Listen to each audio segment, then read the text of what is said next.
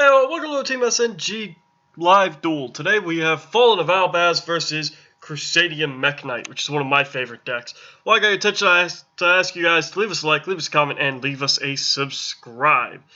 Now, these decks both have OTK potential, but Crusadia Mekk Knight has a little bit of a control element using the World Legacy Spell Trap lineup as well. So, down to the bottom of your screen, life points in black is Fallen of Albaz, and up above is Crusadia Mekk Knight. So both decks are all shuffled, and Crusadia Mekk Knight is going to go first, normal summoning Nightmare Corruptor Ibli, linking it off for Almirage, and giving that over to to Fallen of Albaz. Now, this is a really good play, because it does turn off Nibiru, and it puts Fallen of Albaz in an awkward position because they need to do something to get rid of Nightmare Corruptor Ibli before they can start special summoning, and that does include Kaijus. Alright, special summon of Crusadia Arborea to the zone that Salamangreat Almirage points to. There's a misplay here, linking off into Mekk Knight of the Morning Star, which it can't because there's no Mekk Knight on the field. So, 2 cards in a column. Indigo Eclipse is special summoned, and then linked off for Mekk Knight of the Morning Star. Ibli's actually been placed in the wrong zone. It should be in the left-hand zone, so that's why there was 2 cards in the column. World Legacy Crown has been pitched to search out World Legacy secrets using Mekk Knight of the Morning Star. So, at this point, we're just waiting to see. There it is, Crusadia Maximus. And now link 2 into, I do believe it goes into IP Masquerena at this point. Yep, there she is, IP Masquerena. And link off for the link for Crusadia Mekk Knight Equimax. Or Mekk Knight Crusadia Equimax.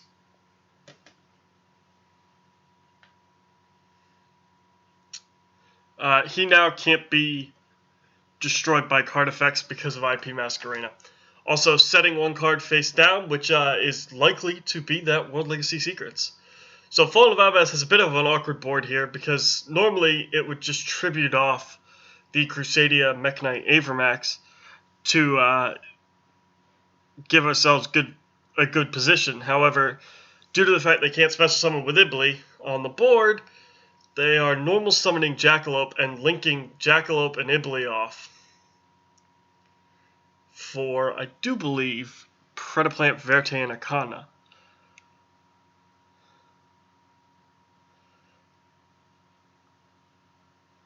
As you can see, there's a bit of zone confusion because we are remote dueling, but I've put Verte Anaconda here on the left for you. At this point, Verte Anaconda's effect is going to be activated, and Secrets is going to be activated on the Crusadia Mekk Knight's field to special summon back Mekk Knight Indigo Eclipse, negating the Verte Anaconda, stopping that summon. And there's Super Poly going to the grave.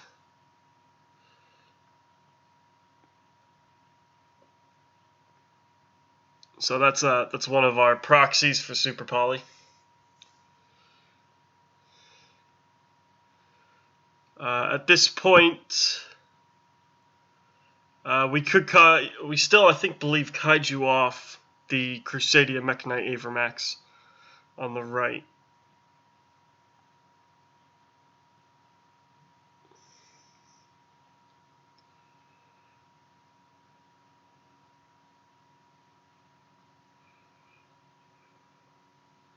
So some damage calculation going on at this point, trying to figure out what the best play is really to do, being in this awkward situation.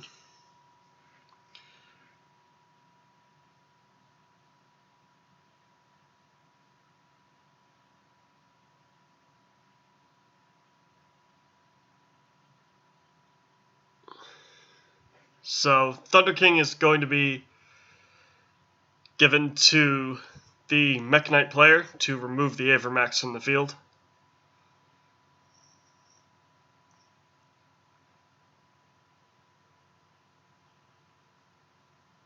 And Avermax's effect is going to go off to bounce the Anaconda back.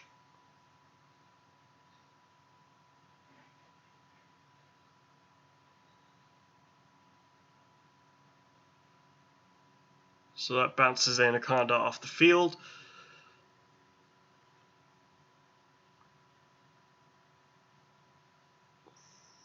And as you can see, this is some of the difficulties with the remote dueling not being exactly across the table. Alright, so Fallen of Albaz players now going to reveal Danger Bigfoot, hoping to pop World Legacy Secrets and take Mekk Knight Indigo Eclipse off the board as well. And that's the second copy of Super Poly going to the grave.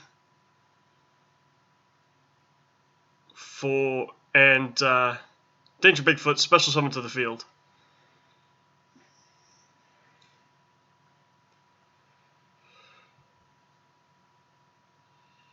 And drawing one for Danger Bigfoot's effect. I do believe that's Twin Twisters. Yep, there it is, Twin Twisters. Which will get rid of World Legacy Secrets and Indigo Eclipse all in one go. That was Danger Thunderbird discarded there, but there's nothing face down to pop, so at this point, the Fallen of Albaz player has to pass back across the board. And Thunder Kaiju is going to attack over Danger Bigfoot, dealing 300 more damage to Fallen of Albaz. Fall of Albaz, Speak of the Devil, has been normal summoned. His effect will be used to discard the remaining card in hand and fuse off the Thunder King. Now, I believe that's an Allure of Darkness. So, fusing them both off for Titaniclad, the Ash Dragon, with, I do believe, 3,900 attack.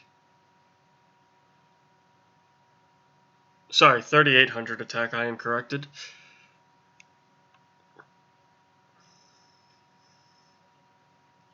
Just double checking that there. Yeah. So gaining 1,300 attack from the levels, putting Titaniclad at the whopping 3,800.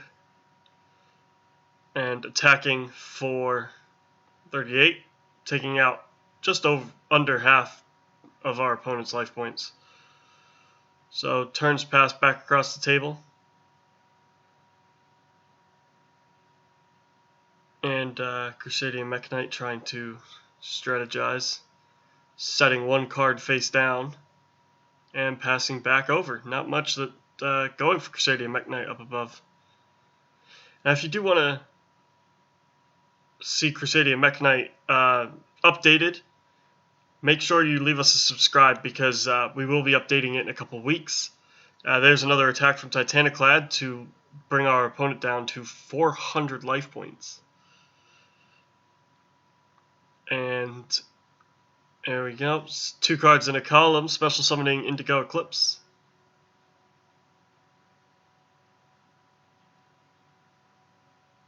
And at this point, I do believe I did see a Godarla.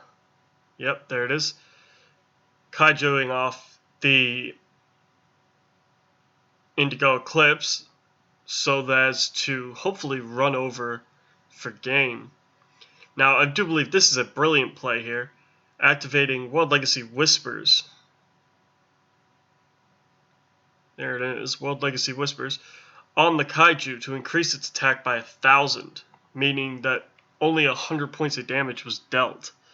Stalling out for yet another turn, Mekk Knight Crusadia is really trying to extend the game and hopefully see some way of breaking through this to Titaniclad, which isn't an easy thing for the deck to do. But there we go, using World Legacy Memories, special summoning Purple Nightfall banishing itself to search out, I do believe Blue Sky. Blue Sky will then special summon itself to the zone in the middle column.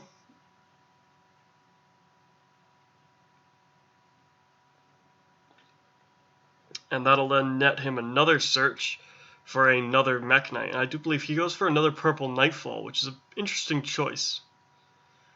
Rather than third Indigo, but that's okay. At this point, you can't put another body on board. So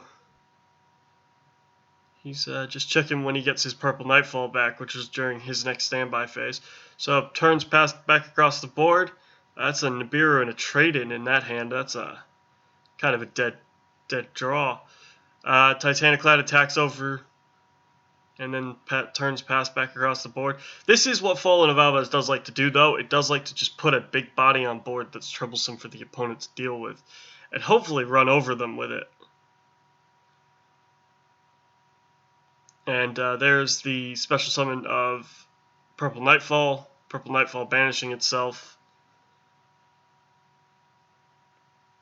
to search out another Mekk Knight monster. And there it is, the second copy of Blue Sky.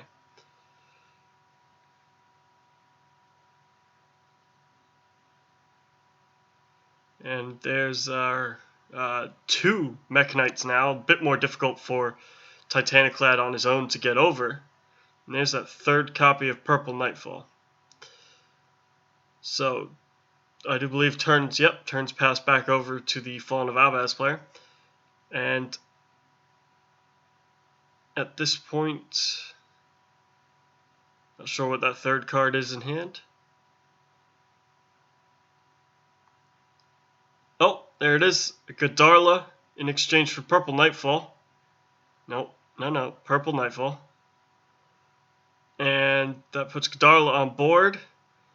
And yep, that is it. Titaniclad attacks over Godarla for game. So I hope you guys have liked this. This is a good showing for what the Fallen of Albaz deck can do.